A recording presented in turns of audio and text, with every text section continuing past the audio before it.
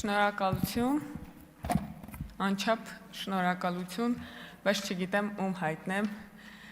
Դաշնակցության քաղաքական հոգեհանգիստը այսքան հանդիսավոր կազմակերպելու համար, որովհետև հիրավի այդպիսի մեծ եւ երկար պատմություն ունեցող մարմինը արժանի է այսպիսի հանդիսավոր հոգեհանգստի։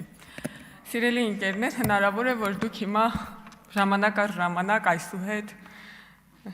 անդրշիրիմյան աղաղակներ լսեք, մի անհանգստացեք, դա Դաշնակցությունն է քաղաքական հանդերձյալ աշխարհից ուզում վերադառնալ քաղաքական ակտուալ կյանք եւ ոչ մի կերպ չի հաջողում։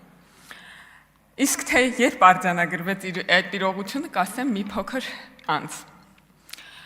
Բայց մինչև մի քանի ելույթի անդրադառնամ ցույց տալու համար, որքան ոչ արդիական է։ Իհարկե, ես կարող եի այս անեկդոտը վերջացնել այնտեղ, որ ասեի Դաշնակցությունը պաշտպանում է սահմանադրական կարգը։ Դա արդեն իսկ ամբողջությամբ կարտահայտեր է մարազմը, այն աբսուրդը, որ տեղի էր ունենում այսօր այս դահլիճում, բայց կվերադառնամ մի քանի արձանագրումների։ Տիկին Լիլիթ Գալստյանը մեղադրելով պարոն Հակոբյանին քաղաքական խոսքի մեջ, ասես, եթե չեք ընդունում, որ այն նախադասությունը, որ մենք ներկայացրել ենք քաղաքական է, ապա ինչպես կմեկնաբանեք, մոտավորապես են վերարտադրում, որ դուք, ասում է, եկեղեցու մասին գնահատական եք հնչեցրել։ Եվ ավելացում է, սա ակնհայտ քաղաքական խոսույթ է։ Պարոն Աղաջանյան, ձեր հարցի պատասխանն է։ Եկեղեցու մասին պատկերացնում եք մարդը եկեղեցու դավանաբանական կրոնի հավատի մասին միտք հնչեցնի եւ ինչ որ մեկի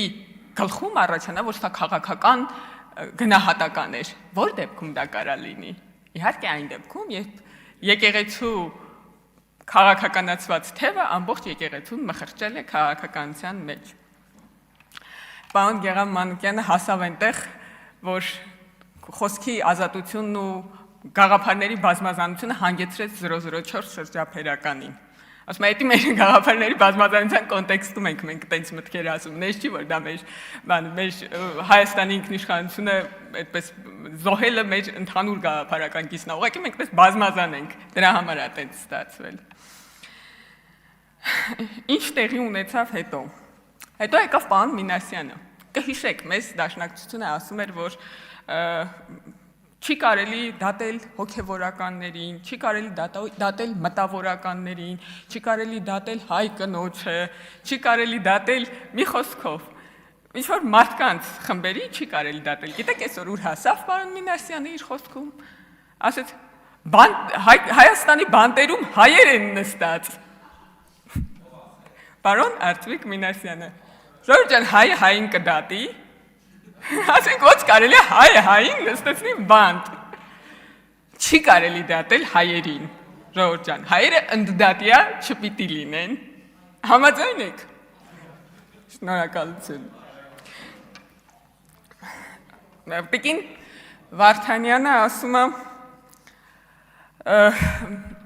դուք ասում է, ուզում եք մեզ ճնշել այն պարագայում, երբ որ միթե որևէ քաղաքացի կամ սուբյեկտ իր իրավունքները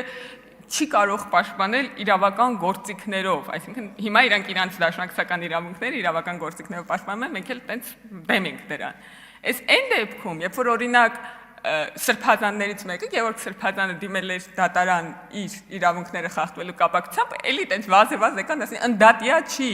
եկեք օրենքին չանդրադառնանք, այդտեղ սուրբ բան է կատարվում, այնտեղ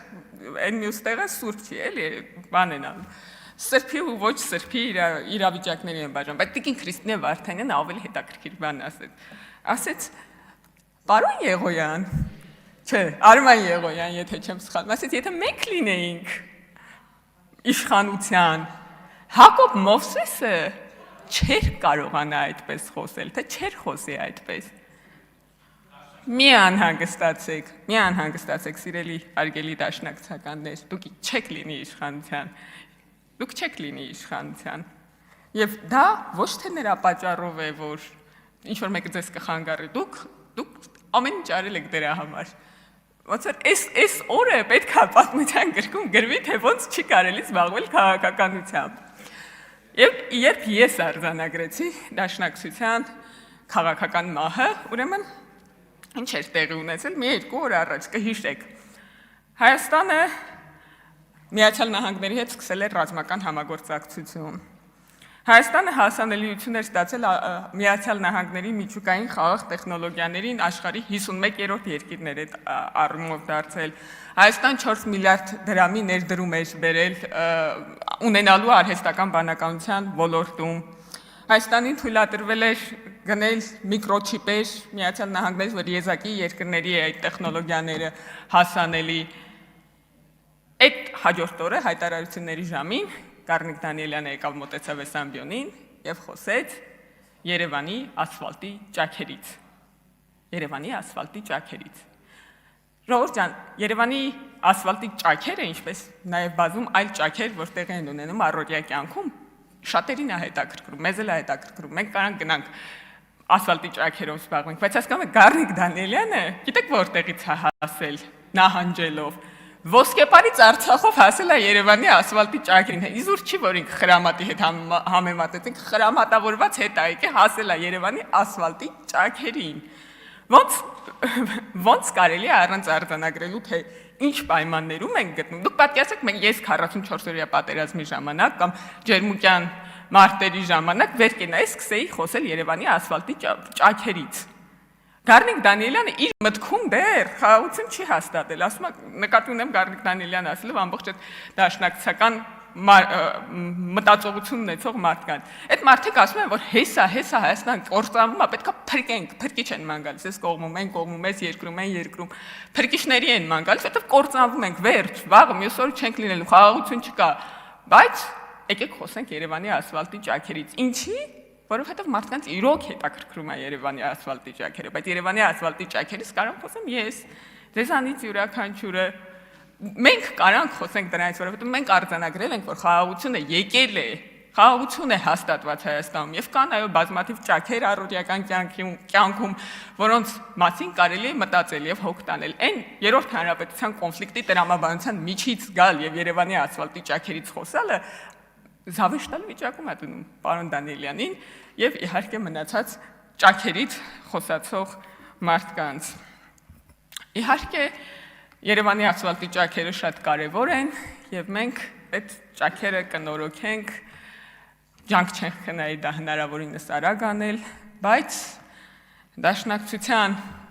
քաղաքական գաղափարախոսության ճաքերը ինձ թվում է այլևս ոչ ոք չի կարող նորոգել։ Շնորհակալություն։